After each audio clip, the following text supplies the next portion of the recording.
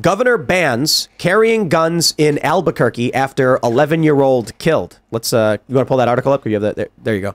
And NewsGuard certified 100 out of 100. I can't believe this. Governor bans carrying guns in Albuquerque after 11. It's not just Albuquerque. It's there's like a metro limit. Governor Michelle Lujan Grisham on Friday announced a new public health order that she said will ban people from carrying firearms, either open or concealed, in Albuquerque and throughout the Bernalillo County for the next 30 days, regardless of whether they have a permit. Grisham, a Democrat, issued an executive order Thursday evening declaring gun violence a public health emergency. This is beyond unconstitutional, but I will tell you this right now. I'm willing to believe the police, with smiles on their face, will arrest you if you have a weapon. The order states no person other than law enforcement or licensed security officer shall possess a firearm, either openly or concealed, with cities or counties averaging 1,000 or more violent crimes per 100,000 residents per year since 2021. So, because of that, it only applies to the city of Albuquerque and Bernalillo County, Lujan Grisham said, and can only be enforced by New Mexico State Police, whose presence in the state's largest city would be significant over the next month. We've seen these kind of things happen in various countries, happen throughout history, and they almost always, I think it's fair to say always, lead to very, very, very awful outcomes. Sometimes it takes a little bit longer for the awful outcome, but typically disarming the population by decree results in active conflict between the citizenry and law enforcement. And, oh, I know all of these libs are going to get so bent out of shape when I say this, but for those of you that know American history, you will know that the first battle, which wasn't really even a battle of the American Revolution, was because the crown was trying to seize the weapons from local militia. Basically farmers who got together and said, we do not believe these laws are justified. And they went and said, okay, well, we're going to come take all your guns from you. And they said, no, you're not. When we were setting up the show, what's the big story, I always ask? And we've got this huge story about the Georgia grand jury voted to indict 3 sitting members of the Senate, Republicans. And only because the Democrats were like, no, we're not going to do that, it didn't happen. Even though this is what the grand jury does. This is where we're at right now in this country. And then Brandon over here says, New Mexico just banned by decree carrying weapons. And I'm like, no, that's wrong. That's wrong. Googled it. And I'm like, no, this is just some kind of like platitude. This is some kind of, and then Brandon's like, nope, Santa Fe, New Mexico. Here Literally it is. just came up in my Instagram feed. Wow. The first time I looked at it, I'm like, maybe this is somebody being a little dramatic on Twitter. Because, sometimes people, they see a story and then they extrapolate something that's not quite correct. Like, it's not all the way verifiable. They just kind of go their own way with it. But sure enough, looked into it, and that's exactly what it seems like just happened. I will say, amazing. Arizona didn't ban guns. Some tyrant is attempting to, and that tyrant, or New Mexico, thank you very much. New Mexico didn't ban guns. Some tyrant's trying to, and it's up to the people of New Mexico to decide whether or not that tyrant's going to speak for the people. This is the inflection point. The question we have right now is it a legal executive order? And the question for a person in my position is, what advice do you give the average person? First of all, I think that it's clearly unconstitutional. There is no provision in the Constitution, in the federal Constitution, the United States Constitution, that empowers governors to revoke the rights of any citizen under any reason. So, or to create law. Fair enough. True. So there's that. So first of all, right off the bat, it's unconstitutional. You're going to have people get together, peacefully open carry, peacefully disregard the law, and it's going to have to be It's not a law, though. Well, this is the decree. This is the question I have. My position is almost always, we challenge the law through the legal system. When legislatures pass laws, it's something we have to get active on with knocking on doors and filing lawsuits. Many of these laws are unjust and get removed instantly. It is extremely likely that this thing is going to be struck down almost immediately. However, the governor did it on a Friday intentionally so that she's guaranteed a few days of this being in effect, which is using the procedure as the punishment. What do you say to the average person? This is not law. This is unconstitutional, and I would argue should be considered seditious or illegal on the part of the governor. Should be illegal. It should be a criminal act to subvert the Constitution. Yep. It is, actually. The question is, who will the police, in what direction will the police decide to enforce this? Do we then say, you must abide by decree of governor? Well, that's not legal in this country. In which case, we would say to people, disregard decree of governor? Well, now you've got police saying you're inciting criminal actions or something to that effect. The law is broken. The legal system has shattered. You're saying if you tell a cop in New Mexico to defy the governor that you're committing a crime? No, if you tell someone they should keep and bear arms regardless of the decree, you are now inciting someone to, as per the governor's view, violate their public health order under executive powers, which is not law. But the police will say you're inducing someone to commit a crime. So I did just look this up. This is kind of interesting because like I agree with a lot of that. Like there is no provision that allows the governor to defy, you know, the Bill of Rights.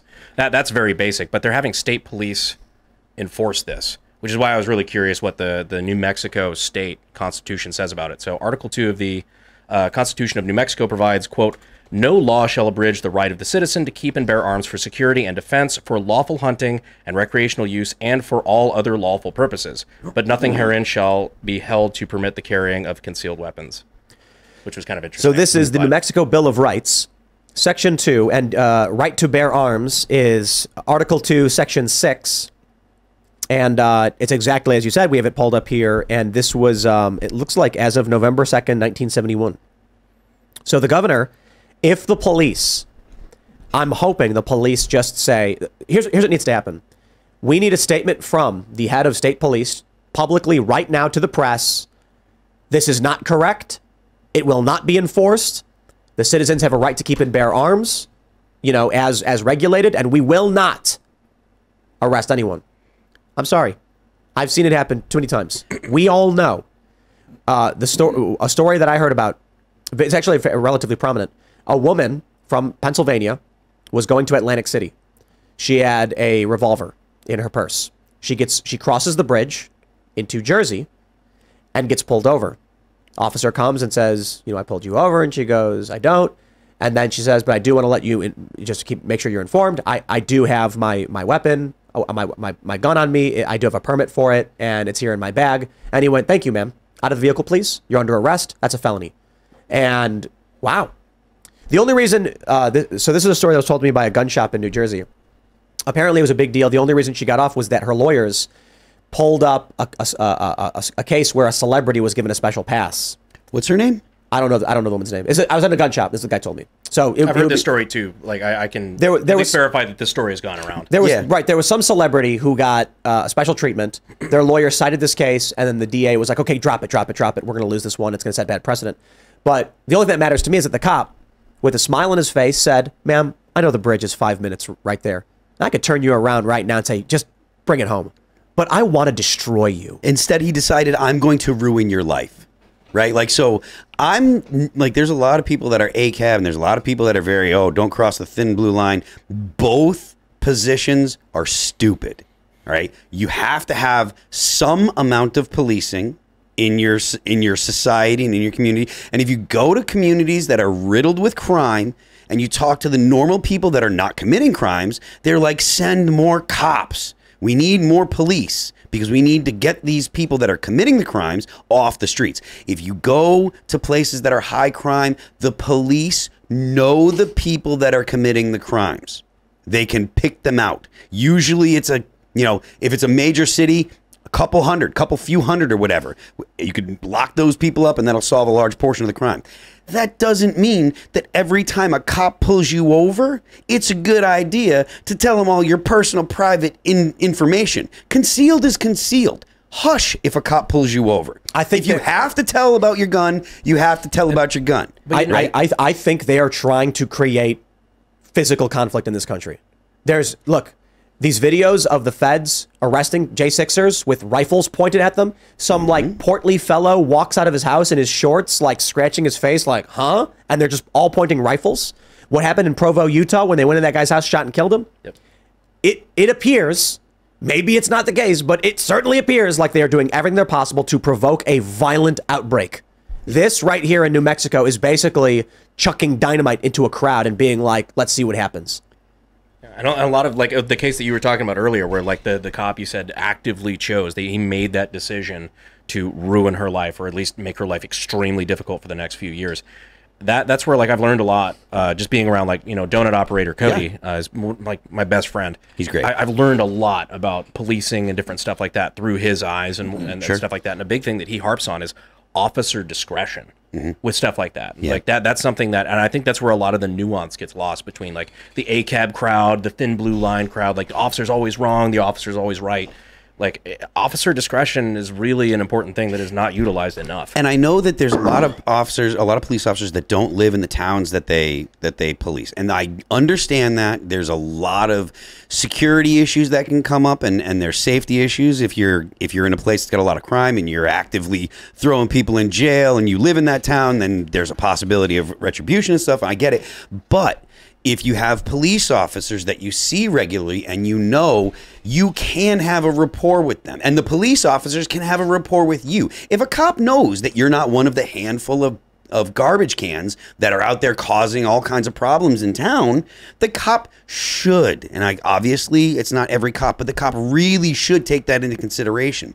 So shout out to Elon Musk for helping bring awareness to this. He just responded, but it's all, like, his response is already generating a reaction. A response to the story. I tweeted the story out. Holy F! And so a whole bunch of people have jumped on it. That's what gives me hope. Is that this was such a bold and psychotic move.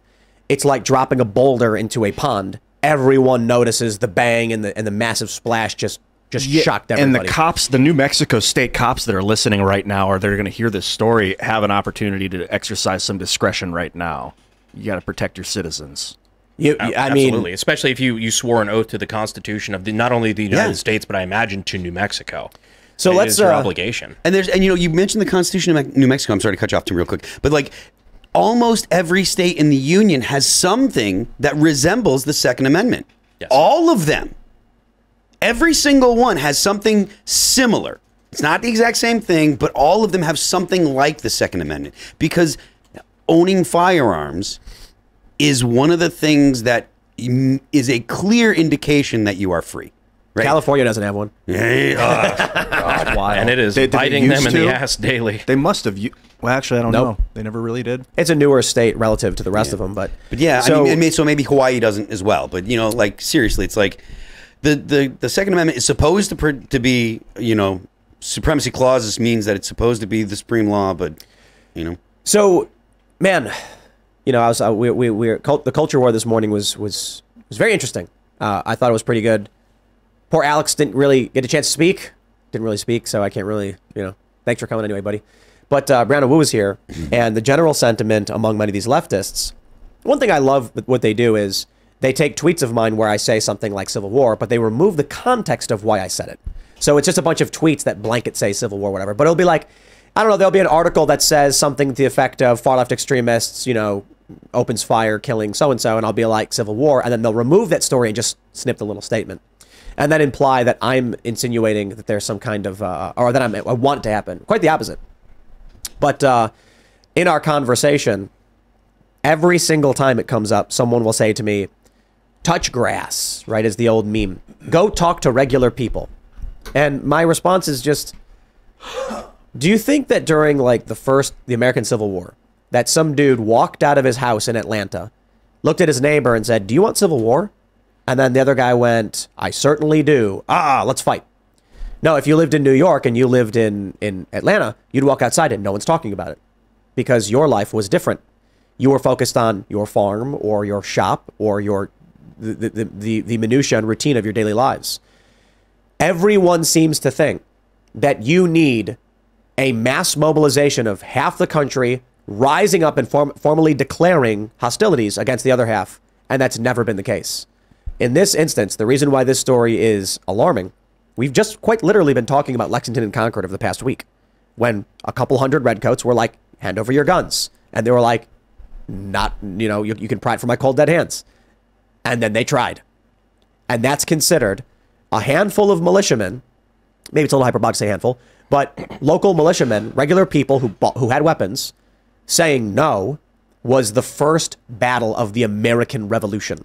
The shot heard around the world. And to even further your point, like going back to the American Civil War after the, you've got the Revolution with Lexington and Concord, but in the American the American Civil War, there's always usually a focal point that happens, and it's usually some sort of government decree of some sort. Yep.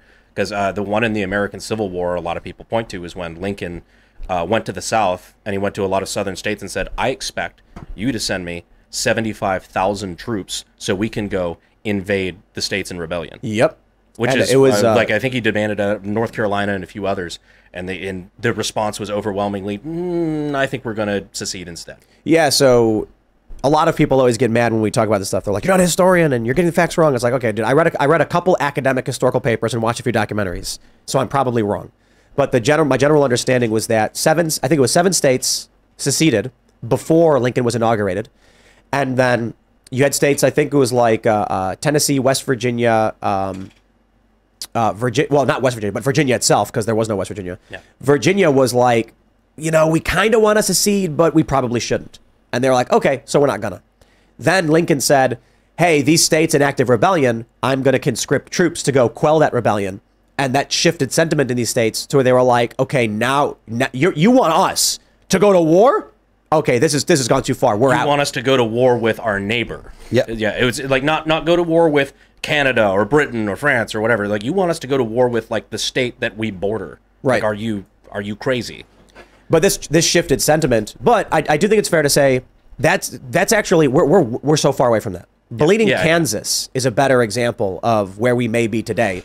And the American Revolution may have better analogs, or the Spanish Civil War, but Bleeding Kansas was a 7-year conflict. Not even just Kansas, but in the territories outside of the actual states, in the U.S. territories, with the debate over which state would be a slave state or not, you had people murdering each other. So I look at this. History doesn't repeat, it rhymes. Yeah. What happens today will not be a one-for-one reflection of what happened back then, because the internet, I mean, that's the easy one. Things are very different. Look, man, I'm talking to Brianna Wu earlier, and she's saying, like, we need to stop being at each other's necks, calm down, and, move this country forward. Everything they're doing does nothing but escalate. And I mean the establishment, the machine, the DOJ. I won't even say Democrats. Let's say the DOJ. When you have Joe Biggs get 19 and a half years in prison for this stuff, I'm like, yeah, you realize that's just going to make everyone angrier. They like to say that it's absurd to bring up the concept of civil war. So I asked a few simple questions of Brianna. Do you think the people that stormed the Capitol when Joe Biden wins in 2024 will just pat their hands and say, well, good game, everybody, we're done? Or do you think they just say, we are still angry enough to break into the Capitol building?